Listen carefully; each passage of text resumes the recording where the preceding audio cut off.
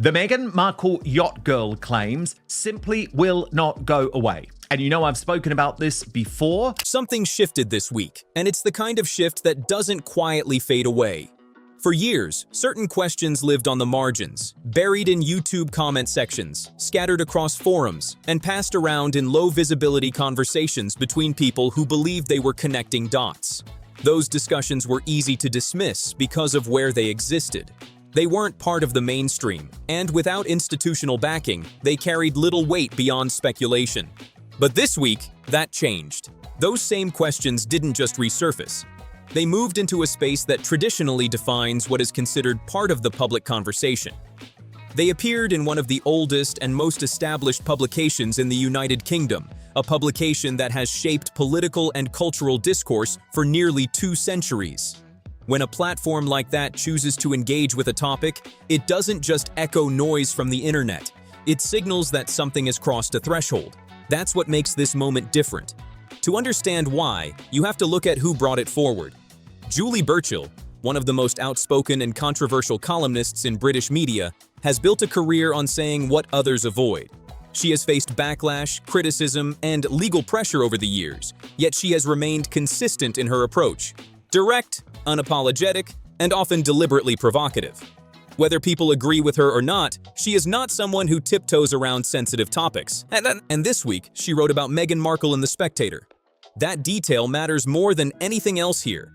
The Spectator is not a tabloid chasing clicks or a gossip blog relying on rumors. Founded in 1828, it has long been associated with political thinkers, policymakers, and members of the British establishment. Its readership includes people who influence narratives, not just react to them. When something appears in its pages, it immediately carries a different level of attention and scrutiny. So when Burchill raised questions about Meghan Markle's past, it wasn't framed as internet gossip. It was presented in a way that invited a broader, more serious audience to engage with it. The Sussex's perceived pattern, that must have been a lawyer's note, because it's a pattern of selling repackaged versions of the same story about their exit from royal life. The tone wasn't about proving claims outright, but about pushing a line of inquiry into the open. Questions that, until now, had largely remained on the fringes. And that's where the real shift happened. Because once a topic moves from speculation into mainstream discussion, the rules change. It becomes harder to ignore, harder to contain, and much more difficult to dismiss as irrelevant. The conversation expands beyond niche communities and enters public discourse, where it is examined, challenged, and debated at a much larger scale. It's also important to be clear about what is actually happening here. These are allegations and long-standing rumors that have circulated for years without verified evidence being presented publicly. Their presence in a major publication does not automatically confirm them as fact. What it does do is elevate the conversation, placing it in front of a wider audience and forcing a different level of attention. For many observers, that alone is significant, because narratives around public figures are often shaped not just by what is proven, but by what is discussed, repeated, and amplified. When influential voices begin engaging with a topic, it can alter perception regardless of whether new evidence emerges. These questions didn't suddenly appear out of nowhere. Variations of them have circulated for years, long before Meghan Markle ever became connected to the royal family. Back then, they existed in fragmented form. Old blog posts, archived discussions, and scattered online commentary that never quite reached mainstream visibility. One detail that continues to fuel speculation is the belief among some observers that parts of Meghan's early online footprint became harder to trace over time. Things about Meghan that we all have some evidence of. I mean, what is she doing on the yacht? Why did David Boies want to question her? Why is she with Karina Shuliak? Supporters argue this is normal for anyone entering global public life, where image management and privacy become priorities. Critics, however, interpret it differently, suggesting that certain narratives were deliberately minimized before her relationship with Prince Harry became public. What's important here is not proving intent, but recognizing how that perception alone has contributed to ongoing curiosity. The conversation becomes more complex when legal figures and high-profile cases enter the picture. One name that has been repeatedly referenced in discussions is David Boies, a prominent American attorney known for major cases including Bush versus Gore. During legal proceedings connected to Jeffrey Epstein and Prince Andrew, boys sought testimony from multiple individuals linked to overlapping social circles. At various points, Meghan Markle's name surfaced in public discussions about who might have relevant knowledge, not as an accused party, but as someone who, like many public figures, had moved within elite social environments that often intersect. It's critical to note that being part of similar social or professional networks does not imply wrongdoing. However, in high-profile cases, even indirect associations tend to attract attention, and that's where much of this narrative gains traction. Another recurring element in these discussions is Soho House, the private members club known for bringing together influential figures from entertainment, business, and politics. Meghan herself has publicly acknowledged her connection to Soho House, as have countless other celebrities and professionals. Because of its nature as a networking hub, it often appears in broader conversations about elite social circles, which can sometimes lead to assumptions or speculation that go far beyond verifiable facts. While at the same time, absolutely ruthlessly commercializing them while your husband denounces you for it. I mean, you couldn't make it up. No one in the mainstream media has been brave enough to go there. Well, that has just changed. At the same time, there are commentators and independent researchers who claim to have spent years examining Meghan Markle's pre-royal life. One of the most frequently mentioned names is Jessica Reed Krause, who has publicly stated that she has been compiling information over an extended period. As of now, however, no comprehensive, independently verified body of evidence has been released that substantiates the more serious claims circulating online. That distinction matters, because while anticipation builds around what might be revealed, the difference between investigation and verification is significant. Until claims are supported by credible, verifiable evidence, they remain part of an ongoing narrative rather than established fact. What has changed, however, is the environment in which these conversations are happening. The internet has made it nearly impossible for any narrative, true or false, to fully disappear. Archived pages, screenshots, and digital records mean that information, once circulated, can resurface at any time. At the same time, the amplification of those narratives depends heavily on who engages with them. When a topic crosses into establishment media, something predictable tends to happen. It doesn't stay contained. Once it's acknowledged in a credible publication, it creates space for others to engage with it, question it, and expand on it. The conversation moves from the margins into the mainstream, and from that point forward, it becomes part of the broader narrative whether people agree with it or not. That's where things stand now. What was once confined to online speculation is being referenced in more established circles, and that shift alone changes how the story is perceived.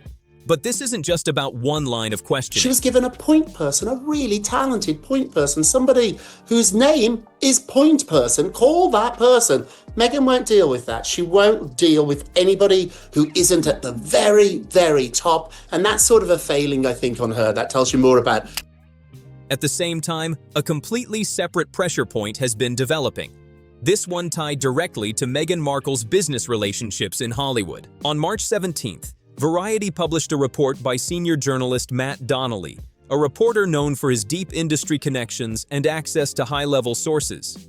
Unlike tabloids or commentary-driven platforms, Variety operates within the entertainment industry itself. When it reports on internal sentiment, it's typically reflecting conversations happening behind closed doors. According to that report, there has been growing frustration within Netflix regarding its partnership with Prince Harry and Meghan Markle. Multiple unnamed sources described a relationship that has become increasingly strained, with concerns about output, direction, and overall collaboration. It's important to be precise here. While some commentary online has exaggerated specific claims, what Variety actually conveyed was a sense of fatigue among insiders. Less about a single incident and more about a pattern of challenges in delivering consistent, high-impact content under a major deal. That distinction matters, because in Hollywood, these partnerships are not just creative, they're financial. Netflix reportedly committed a deal worth tens of millions of dollars, expecting a steady pipeline of projects that could compete on a global scale. While there have been releases, including documentaries and series, the broader expectation has always been sustained output and long-term value. At the same time, this isn't the first time questions have been raised about high-profile deals involving the Sussexes. Spotify previously ended its partnership with them, and one executive publicly criticized the lack of productivity in unusually blunt terms. That moment established a narrative that critics have continued to reference. Now, with Netflix, the situation appears more nuanced but still significant.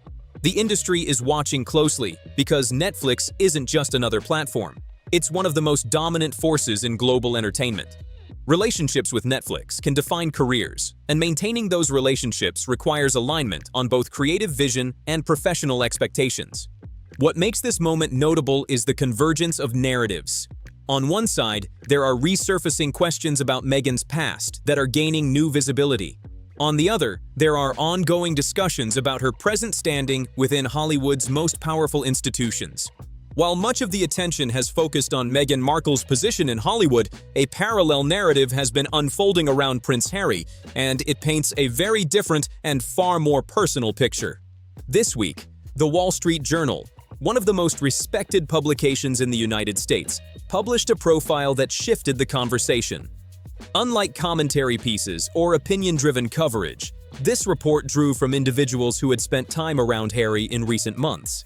The image they described was not one of a man building a new empire in California, but someone still searching for direction after stepping away from royal life. According to those accounts, Harry's world has become increasingly narrow. Life in Montecito, once framed as a fresh start, now appears more isolated than expected. The transition from a highly structured royal role to a self-directed public life has not been seamless, and several observers suggested that he is still trying to define what his long-term purpose looks like outside the institution he was born into.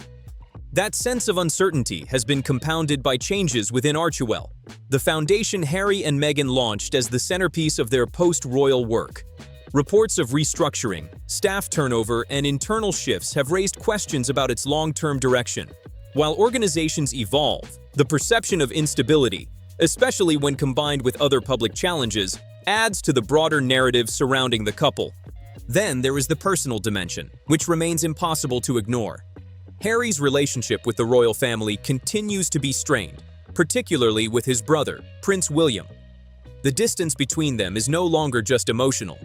It has become symbolic of the wider divide between Harry's current life and the institution he left behind. But the fact that we now have a mainstream media figure, a very famous one, posing the question directly, I want to ask Meghan Markle about her yacht girl past, to me it feels like quite a significant moment. In the British royal system, even hypothetical future scenarios, such as remarriage, can carry constitutional implications, including the requirement for formal consent from the monarch. While largely procedural, these details highlight how Harry's past and present remain deeply intertwined. At the same time, public appearances and projects tied to Meghan have taken a very different direction. Events, brand ventures, and curated experiences have become part of the strategy to maintain visibility and engagement. One such example is the emergence of high-priced wellness-style events, where access, experience, and proximity are part of the appeal. These types of ventures are not unusual in celebrity culture, but they do represent a shift from the global philanthropic positioning that initially defined the Sussex brand. Complicating matters further are reports surrounding the organizers behind some of these ventures, including financial challenges that have raised questions about execution and stability. In an environment where reputation is closely tied to the companies and individuals you align with, those details don't go unnoticed. Meanwhile, developments in the UK continue to pull Harry back into a world he has tried to step away from. Legal proceedings, media testimony, and ongoing disputes with the press have kept him connected to the British landscape, even as he builds a life abroad. Testimonies from journalists and editors have added new layers to the public understanding of his relationship with the media, one that has been central to many of his decisions in recent years. All of this creates a complex picture. On one side, there is a couple attempting to build an independent identity through media, business, and public engagement. On the other, there are mounting questions about stability, direction, and long-term positioning, both professionally and personally. And right now, those two realities don't appear fully aligned. The final layer of this story is unfolding in a place where narratives are tested in a very different way, inside a courtroom. This week, testimony from journalist Charlotte Griffiths, brought renewed attention to Prince Harry's past interactions with the media. According to her account, there had been earlier forms of communication and proximity between them, including social contact and overlapping events. These details, while disputed in interpretation, added another dimension to the ongoing legal proceedings surrounding Harry's relationship with the press. What made her testimony stand out wasn't just what she said, but who she is. Charlotte Griffiths is not an unknown voice or an online commentator. She is a senior journalist with a long track record in British media. Over the years, she has built a reputation for handling sensitive information carefully, including instances where she chose not to publish major stories despite having access to them. That history is part of why her testimony is being taken seriously within legal and media circles. At the same time, it's important to recognize the context. Courtrooms are places where competing versions of events are presented, challenged, and examined. Allegations, interpretations, and timelines are all subject to scrutiny. What ultimately matters is what can be proven, not just what is claimed.